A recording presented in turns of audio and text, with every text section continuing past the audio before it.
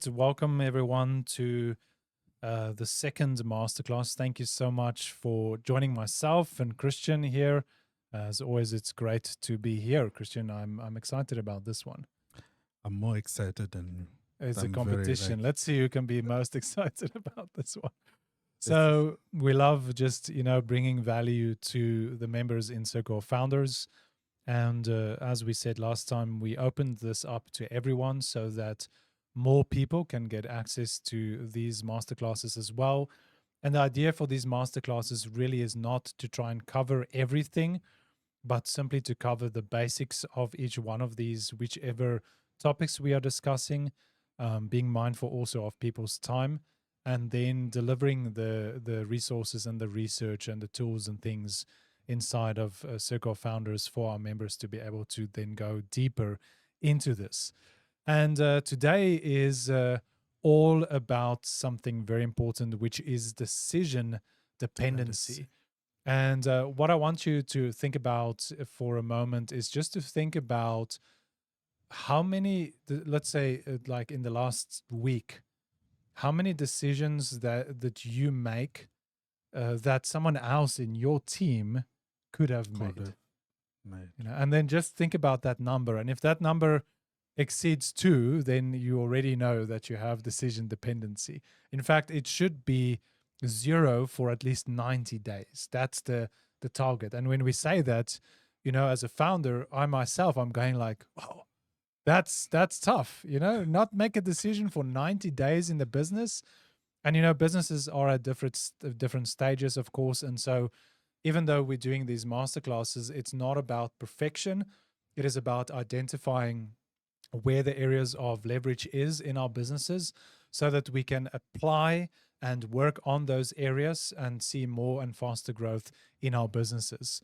Even though we are delivering these masterclasses, we surely have not mastered all of these things ourselves. This is an ongoing activity that we are working on in our own business as well. And that's why we get to talk about this, because these are things that we work with, things that we help our clients with.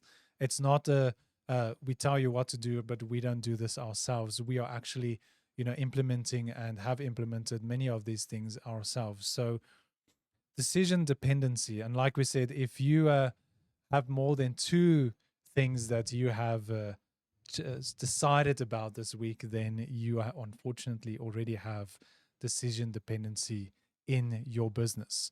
So let's just deep dive a little bit into what is decision dependency. And let me move on the slide here before I forget, because I tend to, so I'll be 5 slides ahead, and then somebody will text me like, hey, you forgot to slide and we can't see the slides. And it's like, oh, but I'm so far ahead. Or you get to a slide, oh, I already covered this, I already covered this, I already covered this. So I wanted to make sure that I actually see, I forgot 2 slides already. So there we go. Okay, so let's think about what is decision dependency. And for everyone who has joined us live, thank you so much for joining us. If for some reason you can't watch the whole masterclass, the recording will be on the website by next week, Monday, Tuesday. Actually, normally we do upload that early, but it's long weekend here where we are, so Easter weekend. So by Tuesday, the recording will be ready, and set your calendar for that if you do want to be reminded of the going back if you can't catch everything. So decision dependency, what is it? So there's a couple of ways how decision dependency shows up. The first one is your calendar. I don't know how many of you use like Google Calendar, or maybe is there such a thing as Apple Calendar? I don't No, use I don't know. Apple, so I've I'm not never. sure, but I'm sure there is Apple Calendar, or maybe Huawei Calendar. I don't know, whatever you use, or maybe you still use a book, right? I Yeah. know some people, they still write in the book, but if you look at your diary, your calendar, your schedule, whichever way form it is, if your schedule is filled with meetings that are operational meetings, so tactical check-ins, things like, hey Christian, I just wanted to meet with you to show you these things I've did, and is it right, can we go ahead with it, can we post it, or we want to onboard this new client, but we need you to check this, we did this for this client, but you need you to check this, we want to change these things on the website, but we need you to check this. Like, if that's what your calendar is full, that's a very good well, it's bad, but it's a very good indicator that there is heavy decision dependency in your business for you as a founder. But what about this one? People message you all the time for approval. Is it okay if we do this? Is it okay if we implement this? Does this look good enough for you? You know, it's like just every like texting the whole time, and even in the middle of the night. Boss, I'm finally done with the new website. Can I publish? And then he sits there awake waiting for you to. And tomorrow morning you ask, did you publish? Did No, you I was no, waiting for you. for you to. I have a story like that, but yeah, we grow. So, and then what about this one? Your inbox is full of emails with questions that's really just requests for permission. It's like just people are just looking for permission to do stuff. And that's a very, important indicator as well. If your mailbox is full of those emails that are just requests for permission. And then this is the other question is that if you are unavailable, what happens to the business? So let's say you go over, it's Easter weekend, you go away for Easter weekend, but maybe you have some staff that have to work a little bit just to make sure things are running. If that's, depends on the industry you're in. And then you find out on Tuesday when you get back to the office that a bunch of things didn't run. Like that update for the website, or that client or deal wasn't closed, or that thing wasn't delivered, or those posts were not scheduled because somebody was waiting for you. You were not available, and so everything just stopped. And that is, unfortunately, a very big indicator that shows that there is heavy decision dependency. The business depends on your decision in order to move forward. Let me just make sure everybody's okay here. Okay, great. I'm just checking on the live here. I had bloop, so I wanted to make sure if I need to make a decision or not. All right, so let's look at, what is, what does this mean? This is not that, like most founders, when there is decision dependency, it's not like you designed it, right? Mm-hmm. I don't think any founder, maybe there's some psychopath founders out there that plot at night. It's like, how can I have more control? And we're going to look at a story later of one founder that, a case study of a founder that he was like that. And unfortunately, he was kicked out of the business, he was a CEO and he was kicked out of the business. So, but most founders, when this happens, it happens gradually over time, and it's a natural thing, like we said in the previous masterclass as well, that founder dependency is not necessarily designed. It is simply the way the business naturally grows. If we are not careful and carefully adjusting those dependencies and making sure we put the right systems into place. And so when you are learning about these founder dependencies, or you realize that there's a lot of decision dependency, it's not to say, hey, you're a bad founder. No, you have the opportunity to learn and to adjust things and to make changes. And so this is what it's all about, understanding the impact that decision dependency has in your business, and then how to rectify it and how to grow out of this. And this is what we are going to be looking at today.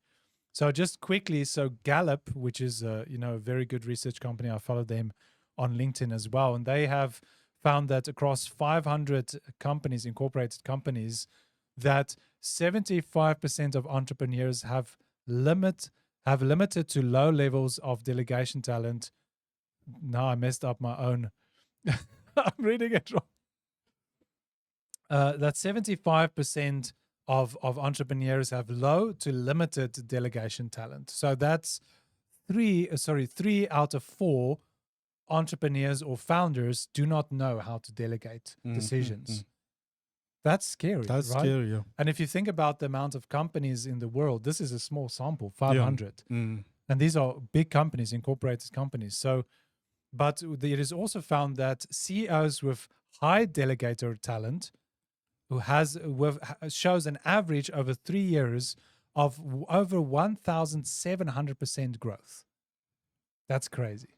And that's, where you get to see the scalability of companies, because 1,700% growth, that's scaling. Is it that can we say that this is one of the reasons why most companies die in the next 5 years? Is it because when you hit the ceiling and then you can't delegate and now you... Yeah. I mean, founder dependency in like what we spoke about research last week's research in looking at founder dependency in general, it is one of the biggest contributors to companies closing down. It's not cash flow, it's not the the economy, it's not the environment, it's the founder. And so often it is because the business was not built to run without the founder.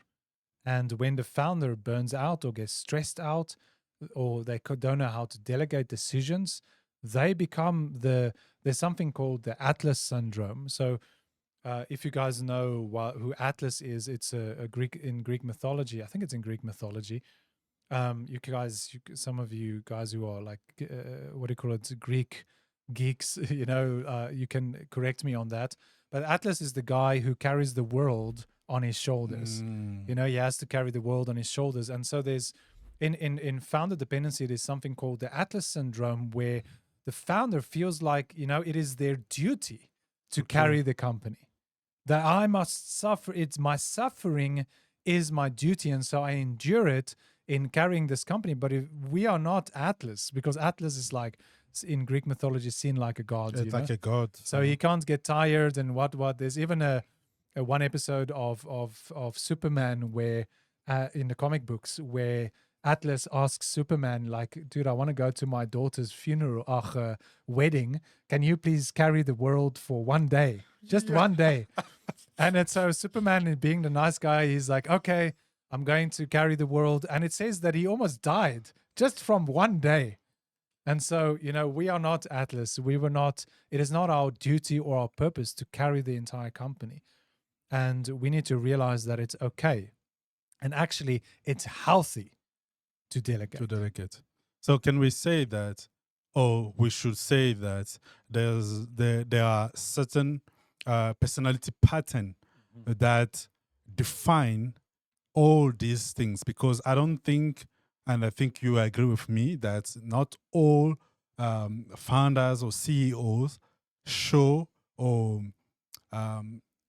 they manifest their decision dependence in the same way. Yeah. So there's certain pattern that define or separate different people. So with our research that we've been working on, we got you some nice stuff. And just to add is that the reason why we are mentioning or talking about these things is not because we are perfect or we are doing everything right, but it's a certain way of diagnostic, like to try to reveal our own mistakes so that we can rectify, so that we can change. Because if there's nothing that you can mirror towards your character or your personality, there won't be possibility for you to change. So the first framework is the DISC framework. The DISC framework, framework is a behavior assessment model that categorizes people across 4 dimensions: dominance, influence, steadiness, consciousness. I hope I pronounce it well. That's what it's even. That word, you need a whole class just to pronounce that. It is widely used in leadership development and team profit profiling. I think one day we should have like a English-French version of it, So, and then I can struggle with the French. Comment-vous? Yeah, that would be great. So high dominance, like the ID, I'm trying to run away from the conscientiousness. Result, they focus on results. They are result-driven. They are direct. They are decisive. High D founders move fast, take charge, and are wide I wire to solve problems immediately. Yeah. Waiting feels like weakness. Mm. I can identify someone, but let's go. So and then high C, there are founders who are details oriented. They like they're quality focus. They like to see. They want everything to happen in a certain way. Exactly. And so and I know someone like that also. Yeah, we're not going to point any fingers here. And then this is a very dangerous combination. The ID and high C means a founder who makes fast decision and hold everyone to the extensionally high bar. The result is someone who finds it genuine. So the result is someone who finds it genuinely faster and more satisfying to do things themselves. Yeah. English is very nice, no? Yeah. I'll call my mom, I'll tell her that I can read English. And then who unconsciously communicate that others' work is never quite good enough. Good enough, yeah. This is most common disc profile in founders. So here it's whether I'm dominant and I want things to go faster and I want things to happen in a certain way because I want the result.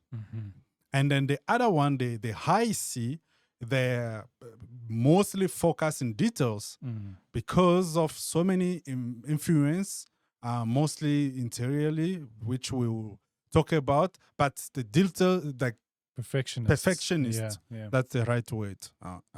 And then the second framework is the MBTI, Myers-Briggs Tie Indicator. Is one of the most widely used personality frameworks in the world, categorizing people across 4 dimensions: extraversion, senses, intuition, thinking, feeling, judging, and perceiving. You know that in French we pronounce the R, so I always have that. I know in English you don't pronounce it. Yeah. And the third, the commander is we have the commander. A commander is an extroverted, intuitive, thinking, judging, natural leader who are highly strategic, decisive, and driven to achieve. I'm sure the commander is also a high dominance behavioral framework person. It's like that driven person that wants to drive the company, just force his way through to victory. For king and country. This guy charging into the fight with the sword. But the thing with this, all this personality pattern, at the beginning they help the business to start. Exactly. But the problem here is once the business starts to grow, and then there's more decision to be made, it becomes a problem because you don't have the capacity, like the story of the Superman. Yeah. The Superman had the capacity at least to hold a little bit. Yeah, just a little bit. A little bit. But he couldn't because it doesn't have the capacity. But Atlas could hold it because he's not a human being. Yeah. So here we are not talking about gods. We are talking about human being. Yeah. And then we want businesses to grow. We want businesses to continue and to go above and behind what they want to accomplish in the society. So we have to delegate and do things. So we can continue. The second framework, the same one, the architect. We have the commander and we have the architect. Introvert, intuitive, thinking, judging, highly analytical, independent. That's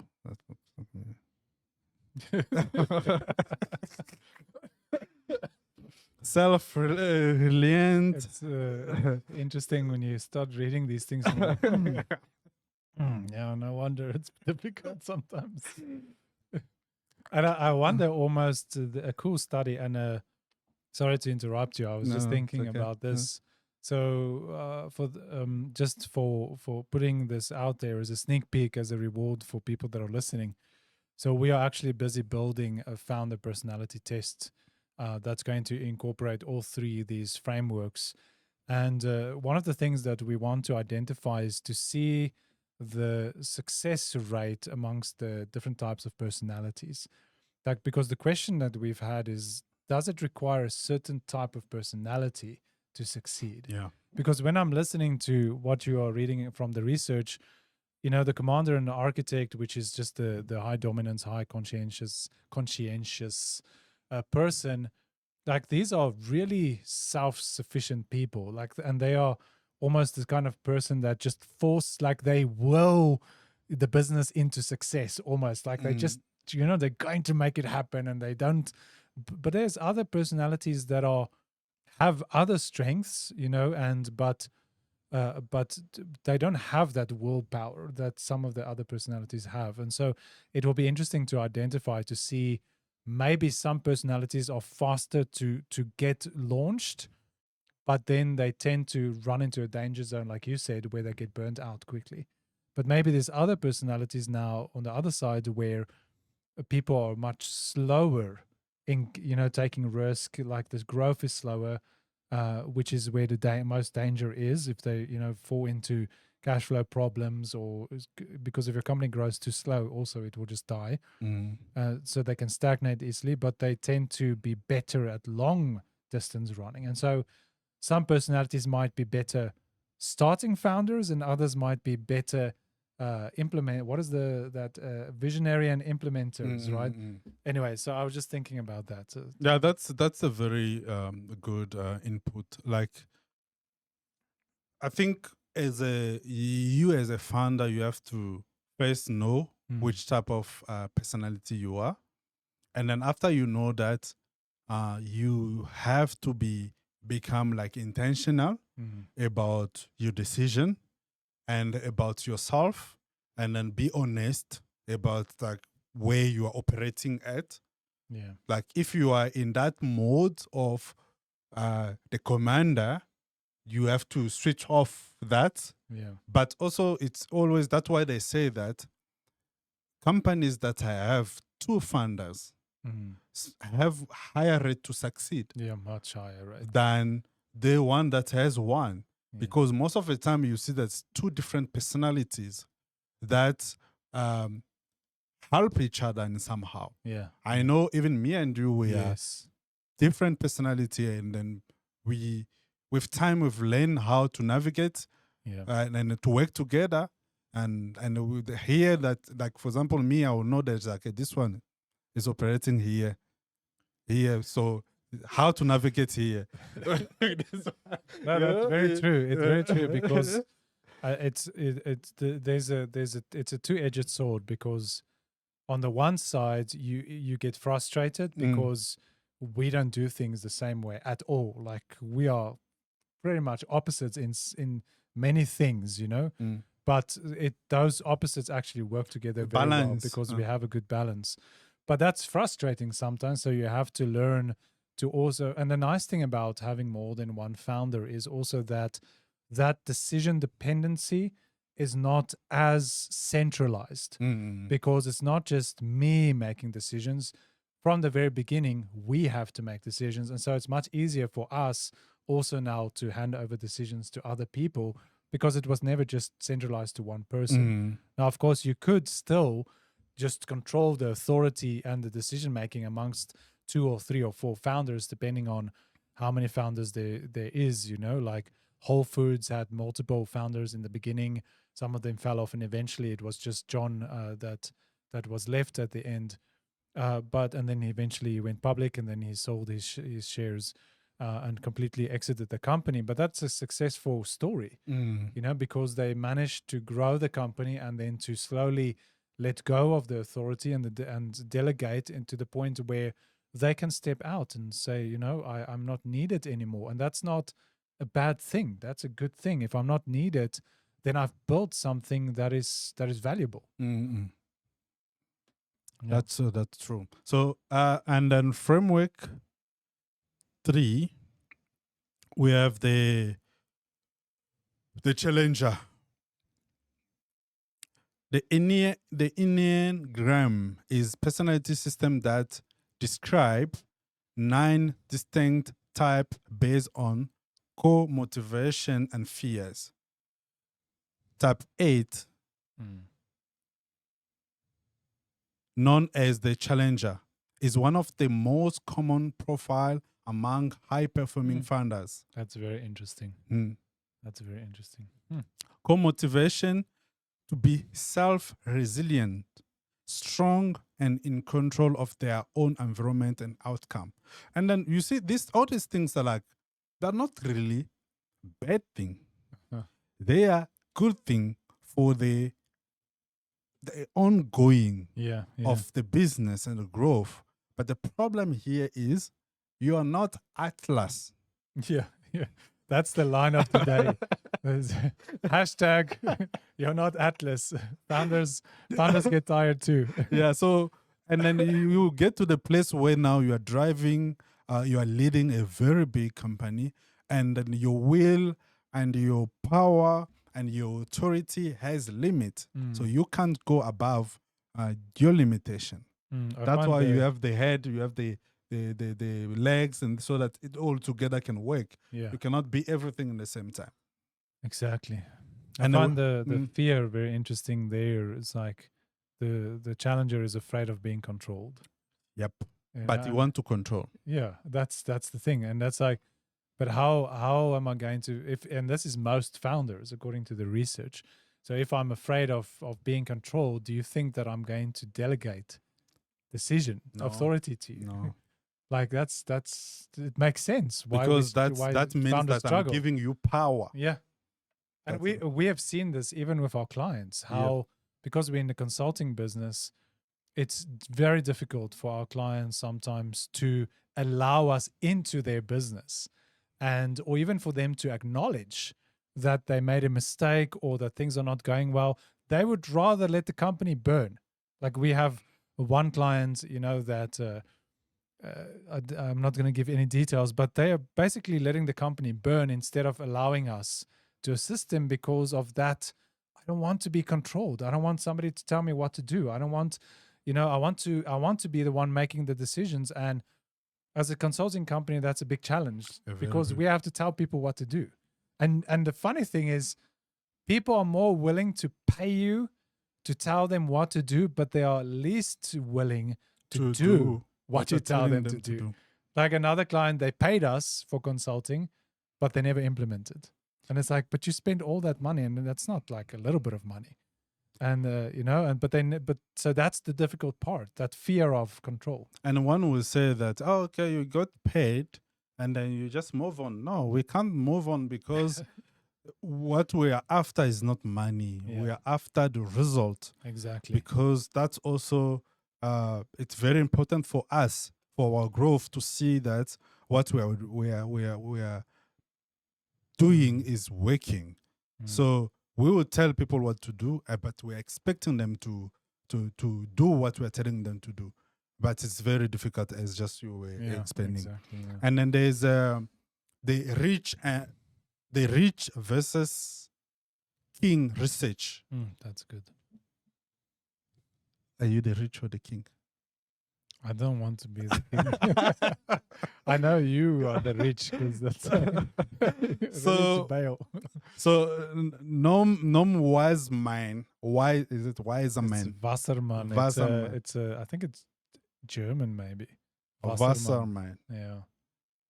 It might be German, yeah. Harvard Business School studied 3,060 startups and nearly 10,000 founders.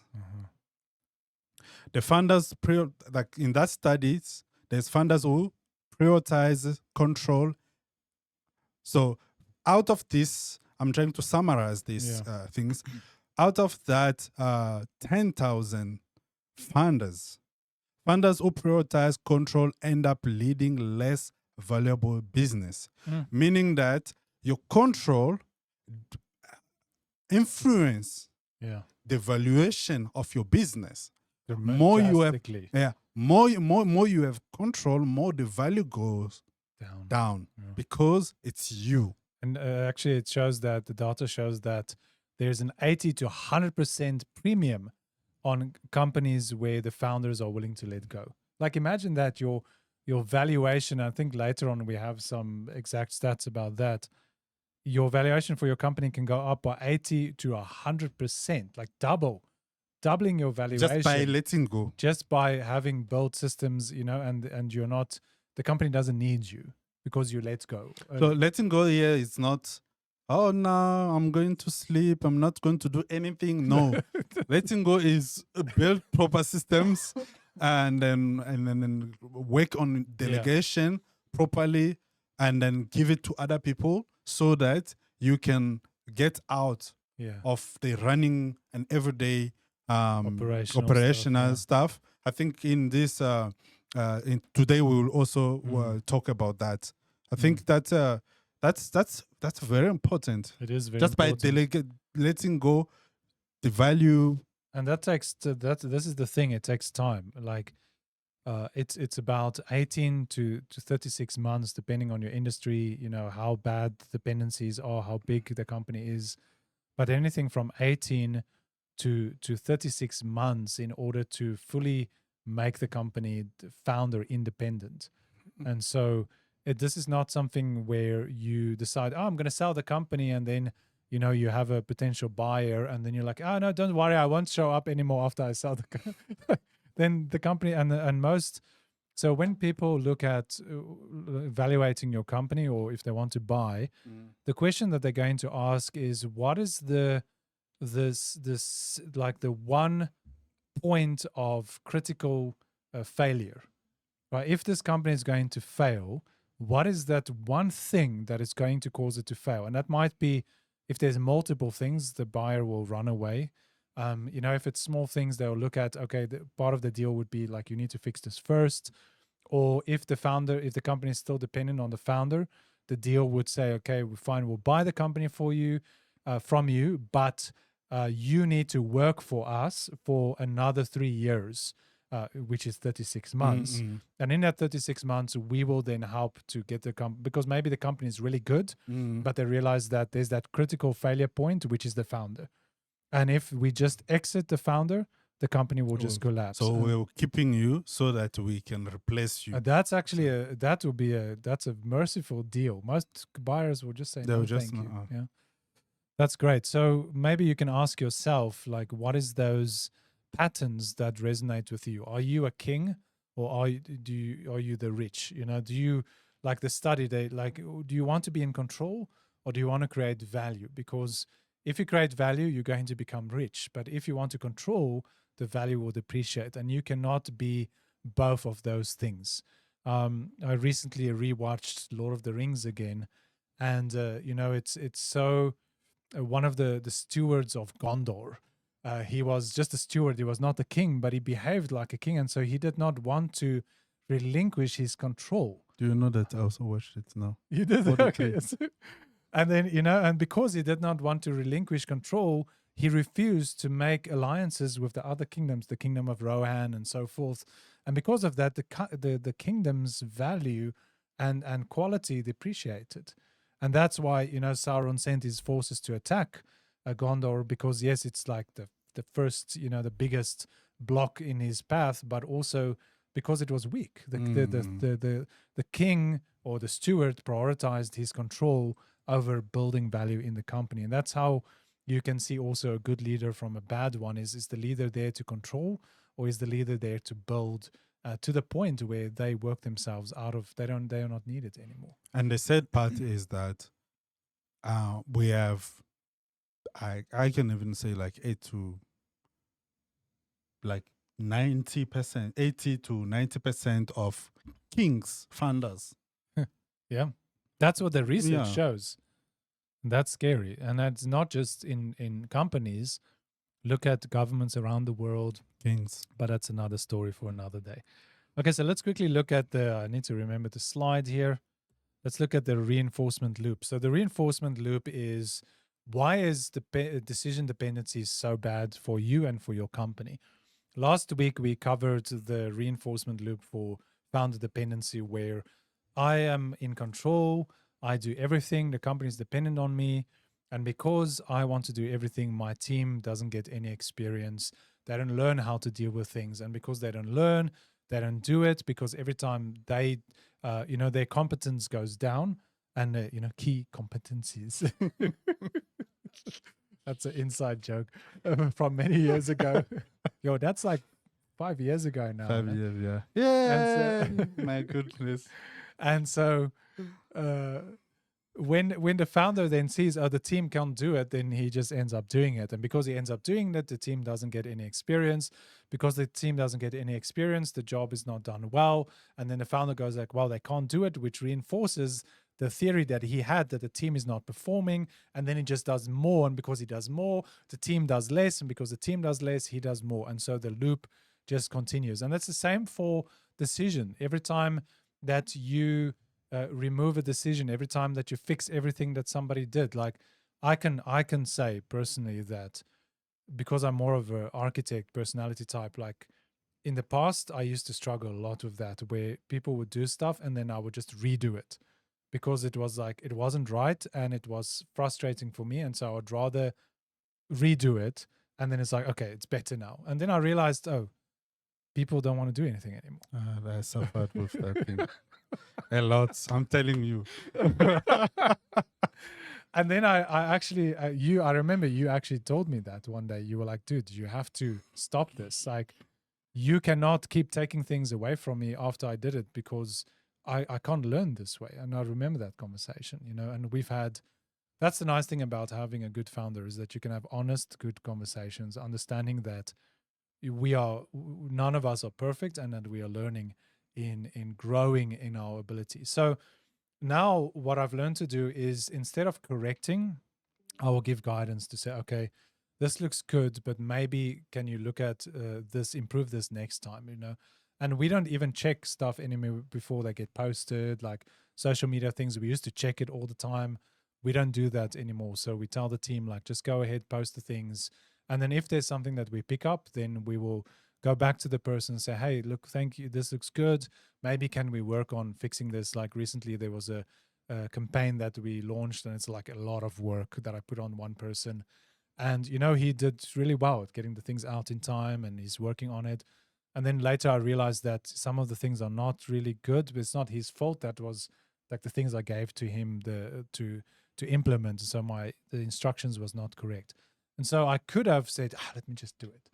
But instead it was like, hey, let's think about how can we fix this, And so giving that decision to the person also to say, what is the problem? And then helping them to make the right decision in choosing how to fix the problem. And that comes with the communication, the way you communicate that. Because you want the person to still do the work and continue to do the work later without, because when you tell someone that you didn't do it well, that breaks them down. Of they start to doubt their own competency of doing things, like with the loop, exactly. And then okay, maybe I don't know how to do it, and then when after I rectify, I change, I'll still be scared, or still have to have fear to do the next one, because I'm scared that I'm going to do it wrong. But if I communicate well with confidence by try to show the person that it's not their fault, they can just do it better, or show them that you can do more than this. So you're giving them that power than taking, because when it comes to founder dependency of commander, architect, and all these things, nice stuff, but wrong. It's that they take power from other people. Yeah. And then by doing that, you disempower yourself, which is part of the loop, because the loop, it comes back to the founder, because research shows that adults make about roughly, get this number, 35,000 decisions a day. I'm tired just thinking about that number. I'm like, what? No wonder I'm so tired at night. It's 35,000 decisions a day. So we know that people like Mark Zuckerberg, Steve Jobs, that they wear basically the same clothes every day. And that all has to be with decision fatigue, because they understand that I have to be in the peak condition to make the absolute best decisions. So it's almost like, you know, keeping your best for a very specific scenario, then spoiling it, and then when you do need it, it's not there. So the founder's role eventually should be to make that critical decisions that impact and steer the entire company, where it can take the company to 10x. Right? But if you are constantly making decisions for your entire team, what happens is that you become tired, and then you make worse decisions. And because you make bad decisions, then you tell your team to do things and it's bad. Like, you know, like I was reflecting on me telling one of the team members to run the campaign, and I was like, I think that was a bad decision, because that's too much work for one. Like I'm trying to, like, we have to get to that place, but it's too much at once. And so actually yesterday I was speaking to him, and I said to him, like, let's cut, you know, some of these things.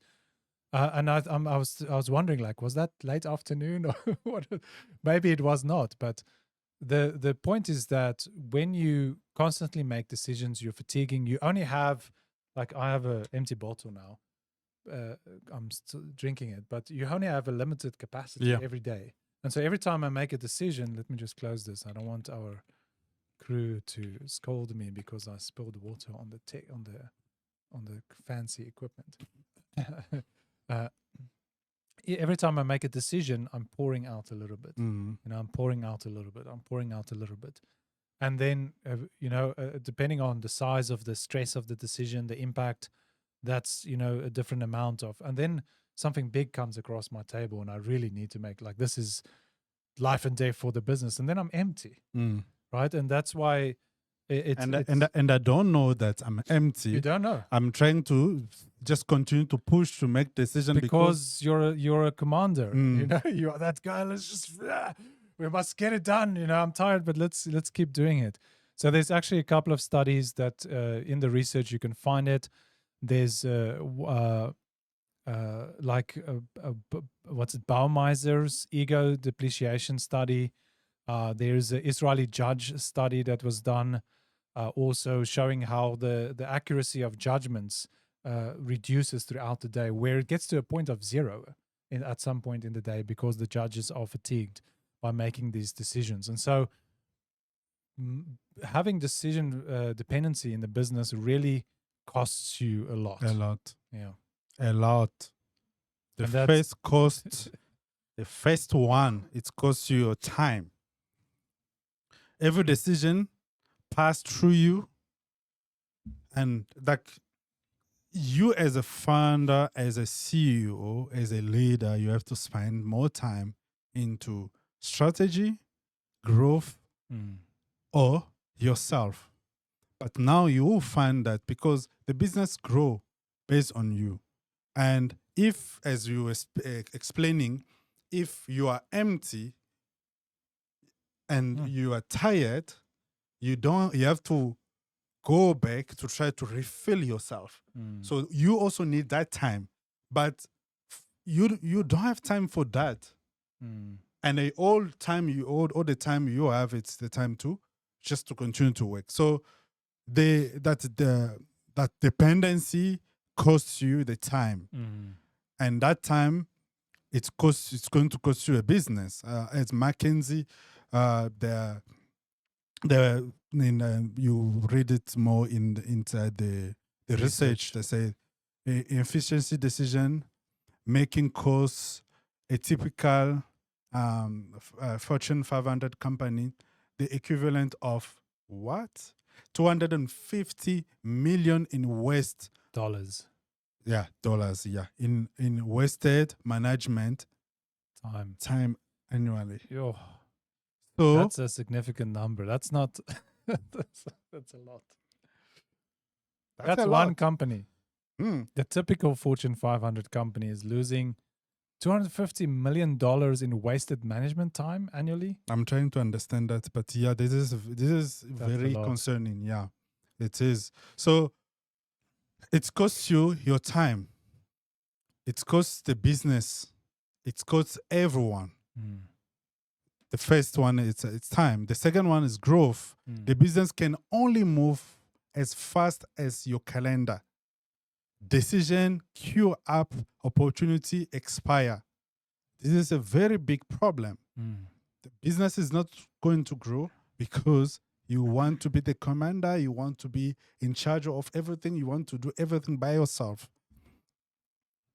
It is a problem.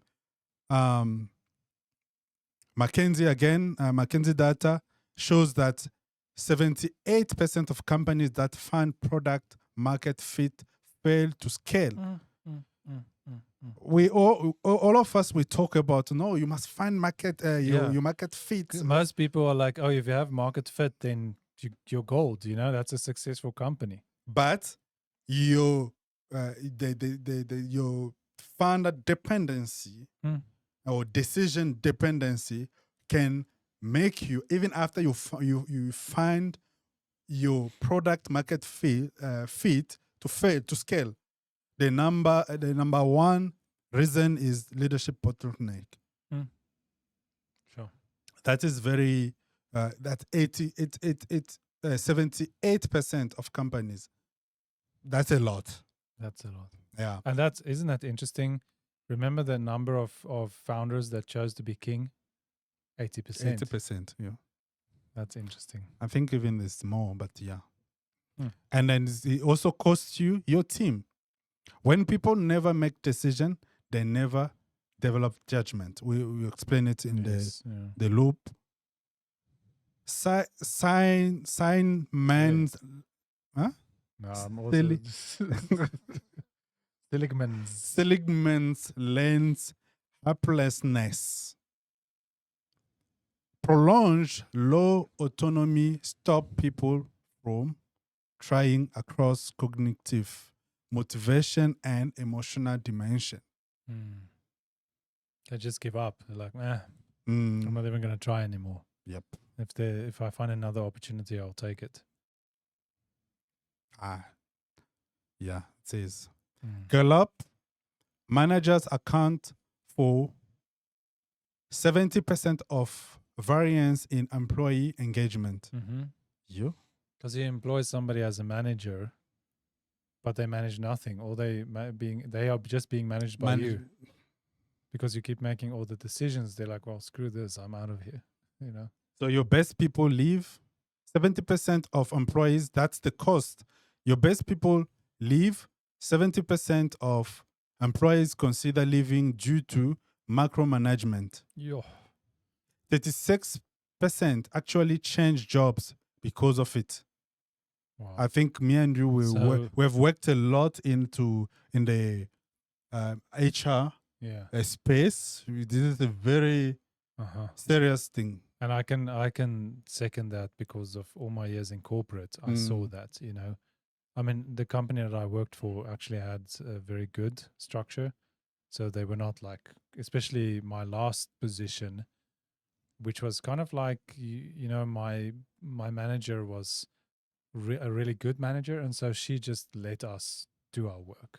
That was nice. But I've also been managed by somebody that's like, and then you're like, oh, I want to leave because it's too much. So this trait or this personality or this problem, we can also find them like in that's not really like people who have or started a business or founders, but something that can be even it's just personally someone who is a manager, a line manager, or a department every manager, level of leadership whatever, you can get it. You can get it, and it affect the business.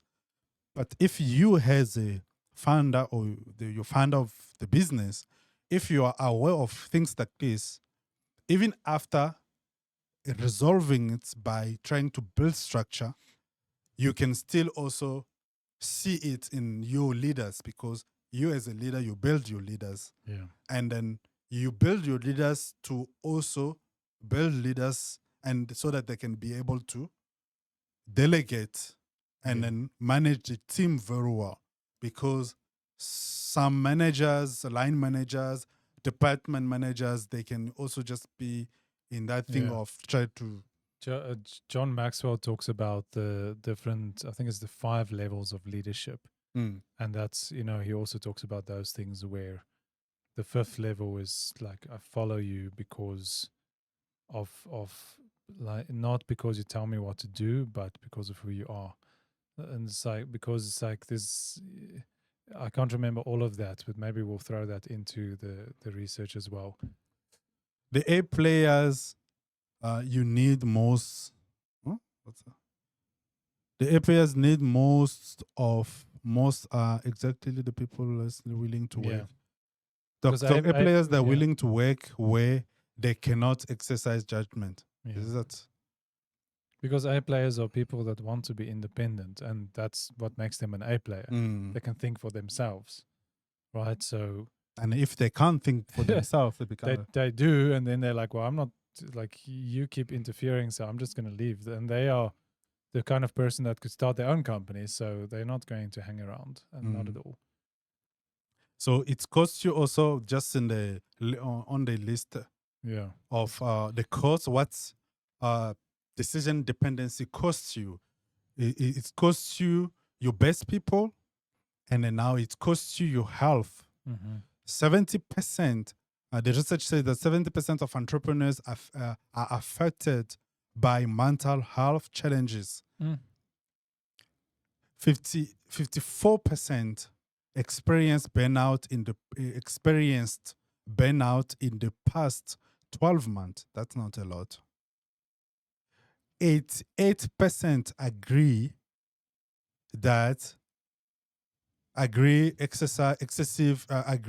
excessive stress leads to bad decision. So 88% of entrepreneurs or founders agree that excessive stress leads to bad decision. 88, it's a lot. 45% of founders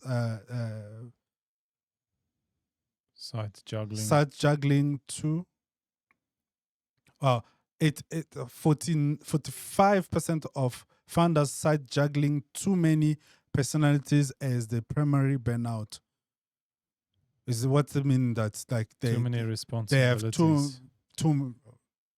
have too many things to handle. Yeah, because it goes back to decision fatigue. Because if you're responsible for something, you need to make the decisions. So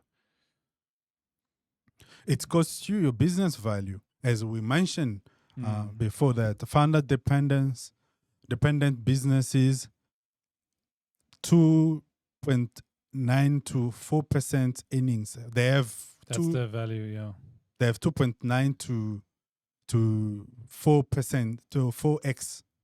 earnings. So the valuation would be 2.9 to 4% x their earnings. That's like, and the independent one 7 to 8%. 8%. Or 7 to 8 times. So we said percent, but it's times. Yeah, which is like, it goes back to the previous one, where it's 80 to 100% increase in value when the company is founder independent. So that's the key percent discount.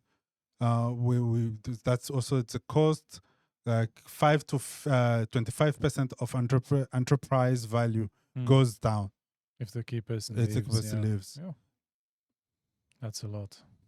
Only about 1 in 100 businesses are actually selling. What?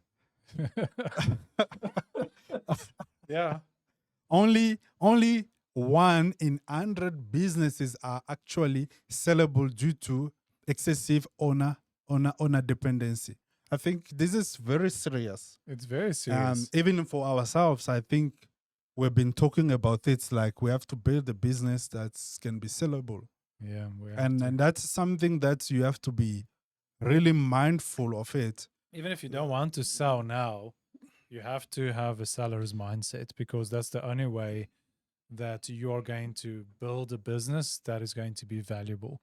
And remember, it's either you're king or you are the value rich.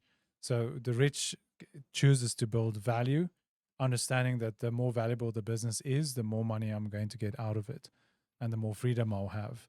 The king wants control, but in the process devalues the company, and then eventually sits with a company that he can't sell because nobody wants it, and he can't pass it on to his children either because they don't want to do what he does because they see the burnout, they see the late nights, they see the stress, they don't have a relationship with him. So why would I want to do what you do? Like most kids don't want to take the overload.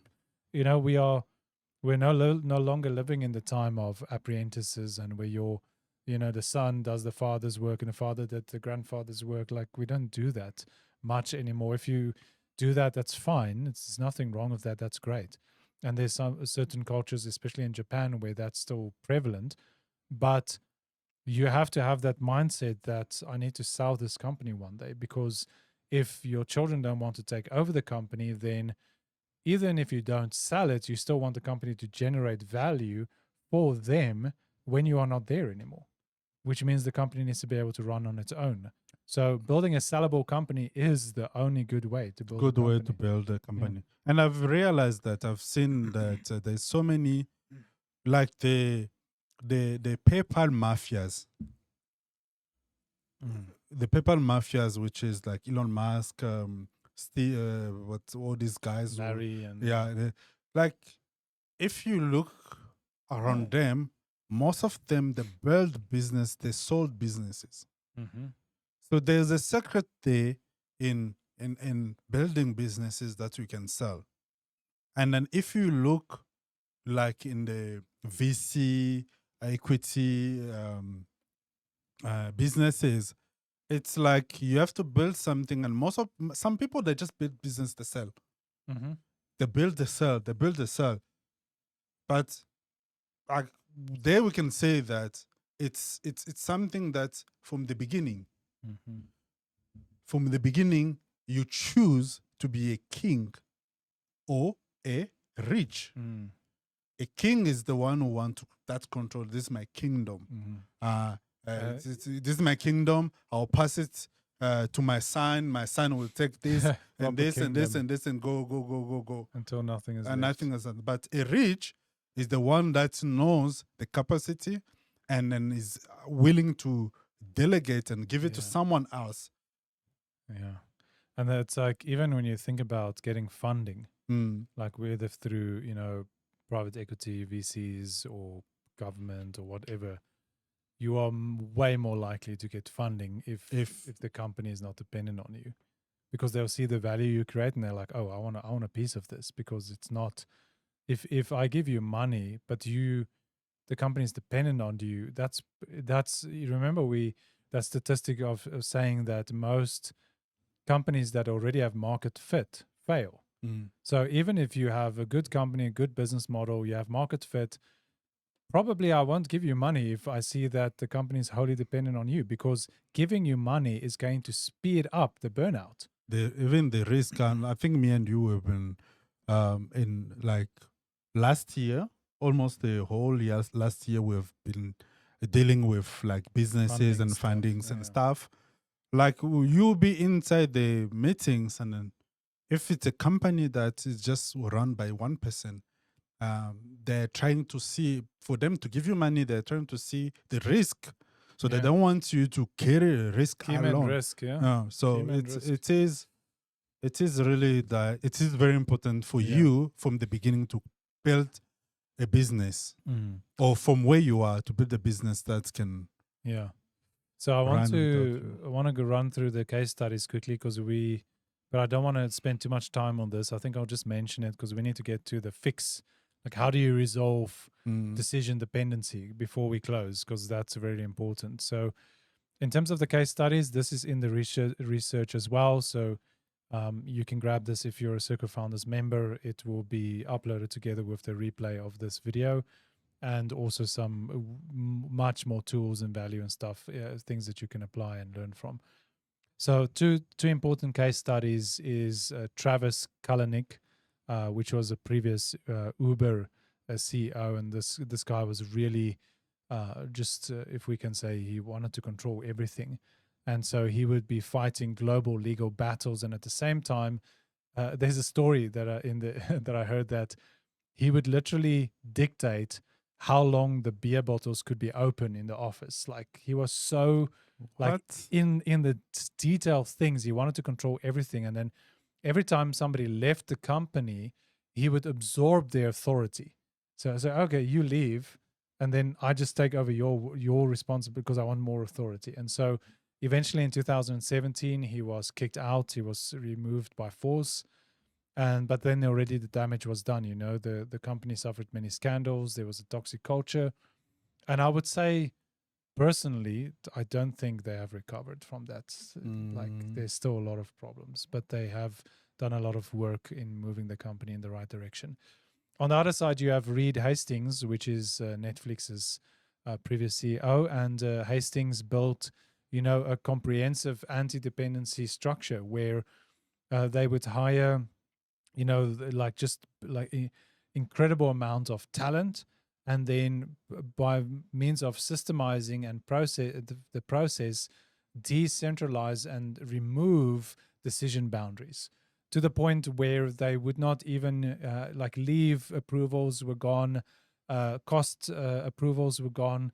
And from outside, it seems like, oh, that's a bit crazy, but it works, and people, like, they use something which is called the informed captain model, which is, there are people that are responsible for things, and so they have to stay informed, but nobody is sitting with the decision, like, oh, I have to make all these decisions. Like, the leaders need to know what's going on so that they can steer the company, but people have the ability to make their own decisions. And we know how well Netflix has been growing over the last couple of years. And in 2023, Hastings exited after 25 years, and the company didn't skip a beat.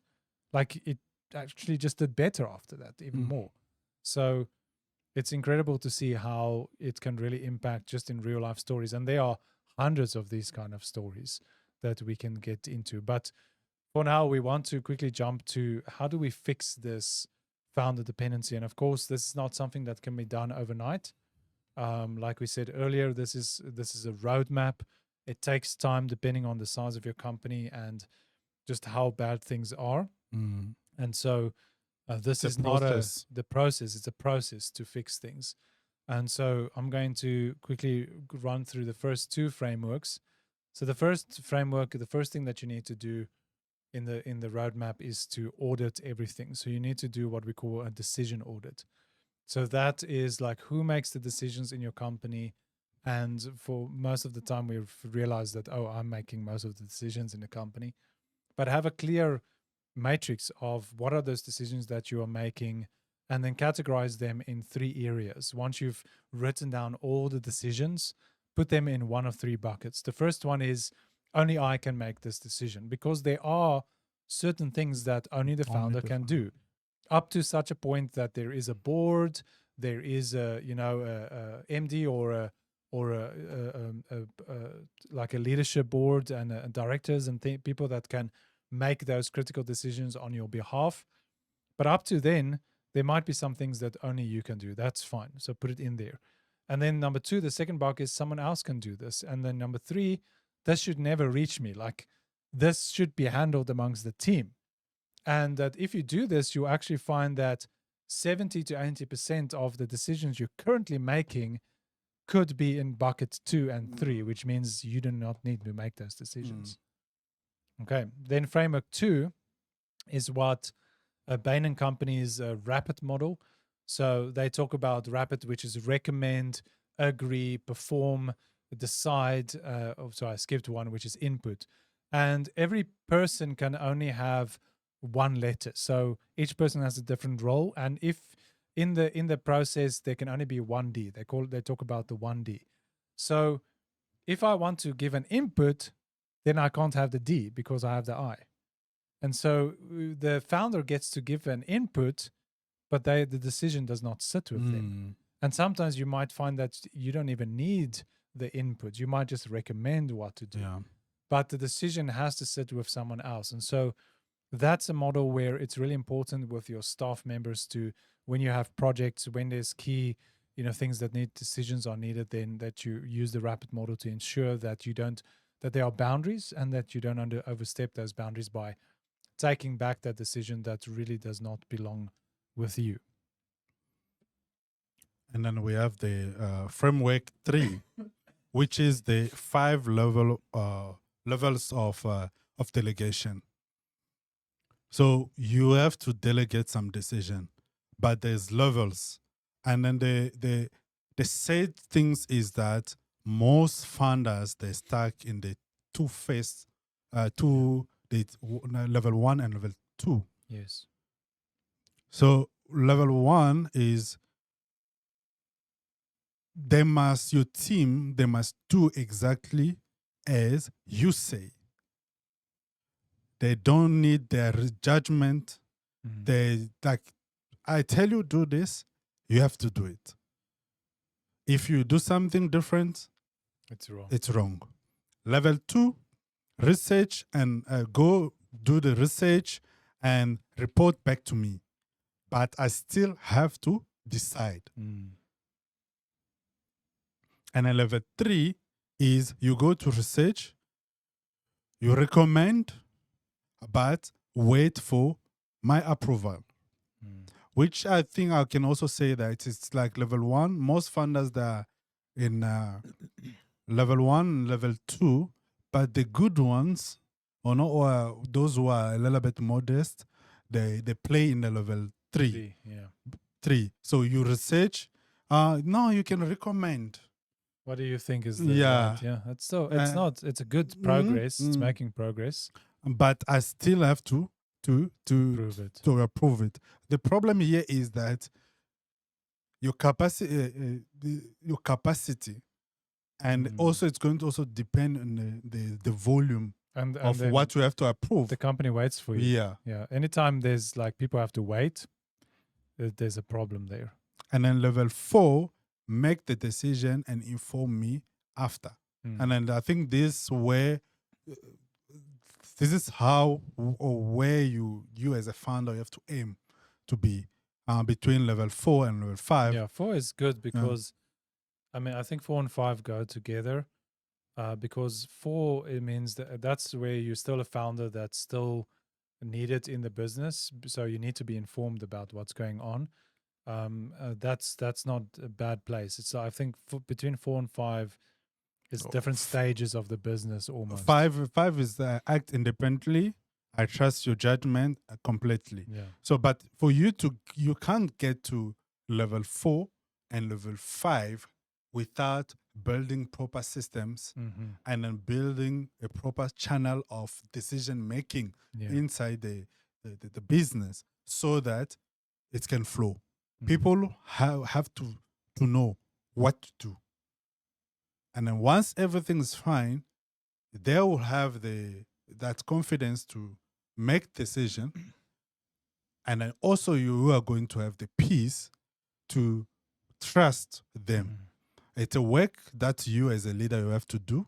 Yeah. And you have to be mindful of it from where you are, or even from the beginning for those who will see this or want to scale, is that from the beginning, for sure you will be, maybe you are level 2 or maybe level 3, but for you to get to level 4, you have to really be mindful so that the business won't suffer when you leave. Well, that goes into the next framework that you're going to mention, because there's an accountability chart, and that means that people know who's making the decisions.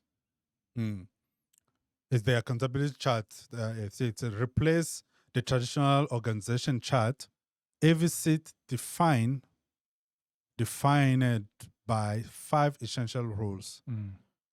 One person on each function. Who's accountable for what? So we have, we can say you are the visionary, and then you have to have the integrator. So you give the vision. The integrator is the one is going to implement the vision and then try to also follow that. But when you give the vision, the integrator is responsible and accountable of what you told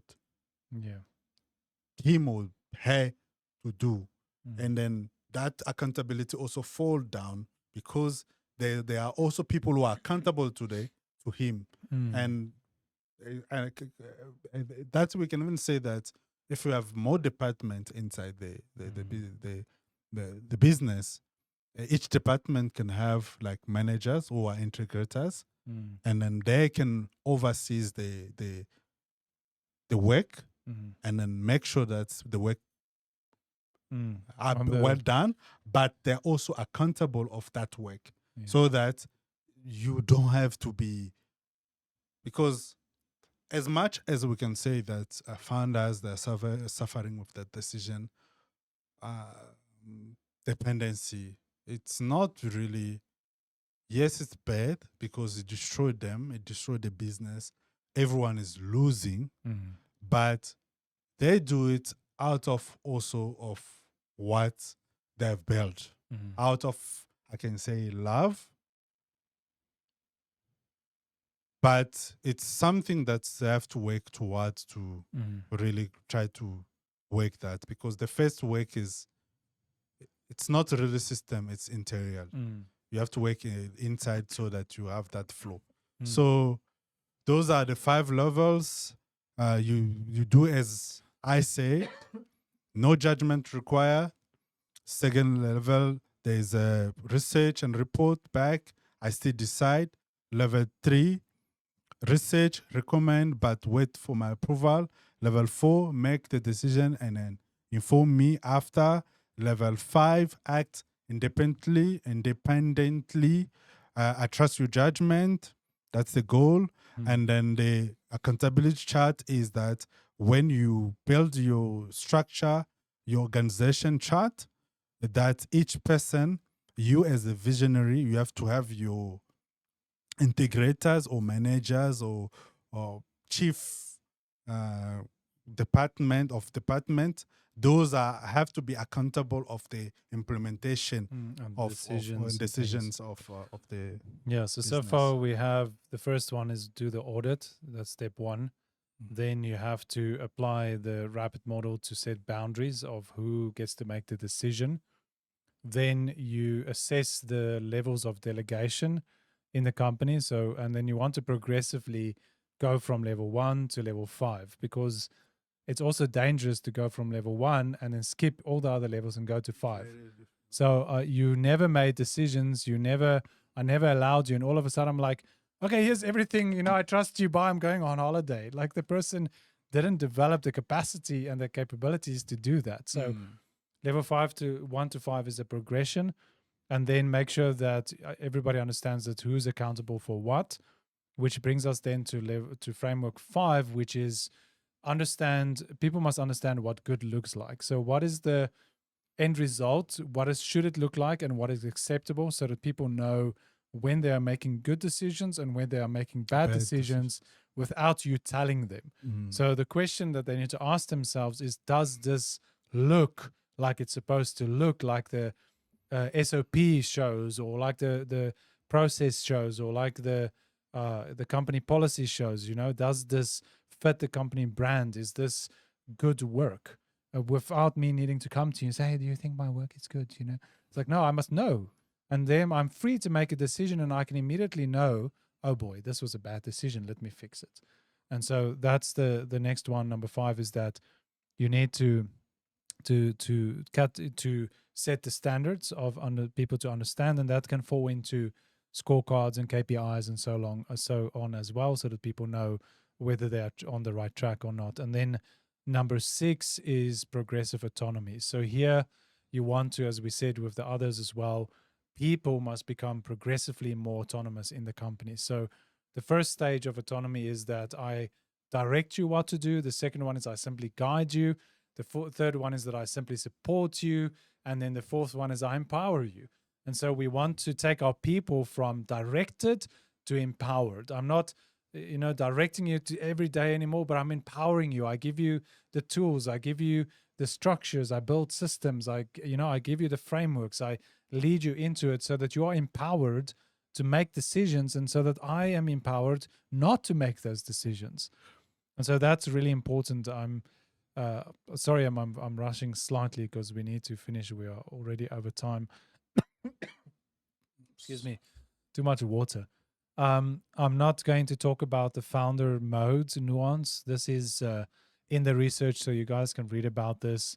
This is about this guy Paul Graham, who brought out this essay about a little bit contradicting the whole idea of build company, hire the right people, and then leave them to do their job, because he believes that founders still need to operate in founders mode, which some people thought, he's saying that founders need to get back into the businesses. And that's not what he's saying. He's saying there is a role for the founder to play, but it doesn't have to be that position of making all the decisions.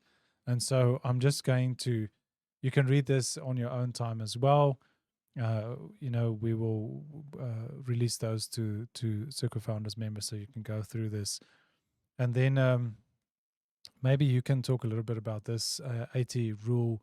Like, how do I know when is the right time to delegate something? Yeah, so the 80% rule is just that it just means it's late English. This English decision is going English, it's late, the morning English is gone. So like, when do you have to delegate a task or just a decision, as we were talking about the decision dependency? It's when the person that you are working with, or a team members, is able to do at least 80% of your standard. But you as a founder, you have to know what is the standard. Yeah, I think you mentioned that it must be a proper SOPs that you know that what is good looks like and what is bad looks like. But if a person is already able to do 80% of it, delegate it. And the 20% is just, the 20% gap is the price of your freedom. Because everything that we are talking about right now is that you can be free. Not free, but the business doesn't have to depend on you. That you can leave the business for 90 days and the business still function and continue. And then here, there's one thing that I would like to really talk about. Leaving the business, it's not just about, we are people, we are human beings. We can fall, we can get sick. That we are not able to work anymore. What is going to happen to the business? Because we have to think about that also. Yes. There's death, so you can die. Like Steve Jobs built Apple and grow Apple, but he got to the place where he couldn't function anymore. He got sick for a long time and then he passed away. What is going to happen to the business if something like that happen? So delegation is good for you so that you can you are edging against the risk that can get to you. So that is very important. And we have they do 80% to your free work things. Only do that's the overview where you can read it by yourself. Important just to interject there that sometimes we're like, but the other 20%, what about the 20% of the standard? But the value that you create by enabling somebody else to do something 80% of the standard is going to scale far beyond the extra little 20% of the standard. And something that I realized is that most people don't pay attention anyway. So that little 20% that you are, not like you up at night because the 20%, most people are not going to notice it. But that risk also can be even higher if you are the only one who is doing it. Yeah. Because if you are the one who's doing it, that's 80%, and then meaning that you are the boss, you are the founder. You are not just doing that one task. You are doing other tasks. And you're not going to always do even your own 100%. Yes. So it's going to be more if you do it by yourself. More risk, even more than 50%. But if you take that 20% gap as a price to pay for your freedom so that you can focus in the most important part of the business, it is really very important. Yeah. And then your action item for this week, log every decision for 5 days, categorize them into 3 buckets, pick the top 5 decisions from the should not reach my bucket. Delegate them using the 5-level framework. Start because already most founders they operate from level those are the levels 1 and 2. Yeah. So you have to focus now to try to get to level 3. Yeah, if you are nervous, then do level 3. Level 3. But if you want to, I feel like for me, I kind of jumped to level 4 and 5. Yeah. Because there's a lot of things where I used to like correct people. I would just let it, because I realized exactly this 80-20% thing. I'm like, yeah, I could redo it, or I could work on something else that can add more value and be okay with the 80%. And then plus, it's not going to stay on 80% forever, because that person's going to get better. Like there was our team, there's many things these days that they do, and I go like, oh, I couldn't have done this. Like this is actually better than what I would have done. And I'm like impressed with them, I'm like, you feel chuffed because you allowed them, and then they are growing, and so they actually surpass your standards at some point. But if you don't give them that room, if you are on level 3 only, they're not going to surpass that. So it's very important to, yes, you can start at level 3 by, they can do the research, they can recommend, and then you can make the final decision, but that's still a bottleneck. Yeah. And so ideally especially those 5 things that are like, they shouldn't reach you. These decisions should not reach you. This is the lowest bucket. This is the lowest risk things, So just do level 4, level 5. Like, hey, do it, and then just tell me what you've done, or I'll see it somewhere. Or I don't care. Just I care, but go do it, and then if there's something wrong, it will come up. Do you know what I'm thinking about? Pizza. I'm thinking about pizza now. I'm thinking about 90 days in Cape Town. 90 days in Cape Town. Yeah, we have to fly down this month to Cape Town for important client work. So yes, we do leave our business. So we'll need to stay there for 90 days. I don't know. There's business founder dependency, and then there's husband dependency. But me, I can say that. I'm not the husband. You are safe. All right. So guys, thank you so much for listening to this masterclass. We do want to just give you a shout out to go and check out circleoffounders.com if you have not. And this is exactly the kind of stuff that we do. So we help founders to become independent from their business, and businesses to become independent from their founders, so that you as a founder can get your time back. You can find a place where you belong, because this is a global community of founders that we are building, and so that you can elevate your status as a founder, so that you have time to invest in your own brand and in your own dreams. And then lastly, so that you can be whole as a founder, because the dependency of founders is like we read those statistics, right, is highly connected to the overall wholeness of the founder. And not just the founder's wholeness, but their family, their friends, their circle. Like if the business is dependent on me for making all the decisions, then, I'm probably not very good at home with making decisions because I'm tired.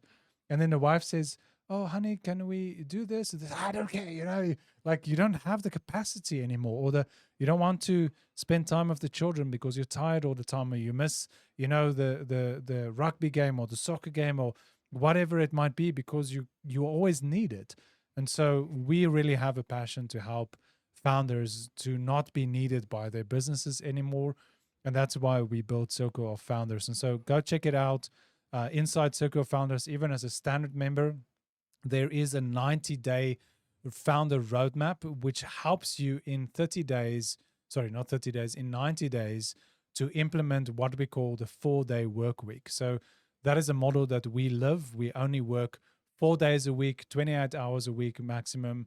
And, so we are teaching founders how you can also only work 4 days a week. And that's just the starting point. Yeah. That's not the end goal. The end goal is to make you complete the business completely independent from you so that you only have to work 8 hours a week. That's 2 hours a day for 4 days, where basically you are just doing those critical check-ins and vision setting and culture things until you are ready to either exit the business by selling it or appointing a board or another person to take over even those decisions that you are making. So go check it out, and please remember to register for these masterclasses so that you do get notified about the next one. So thank you so much and enjoy your day.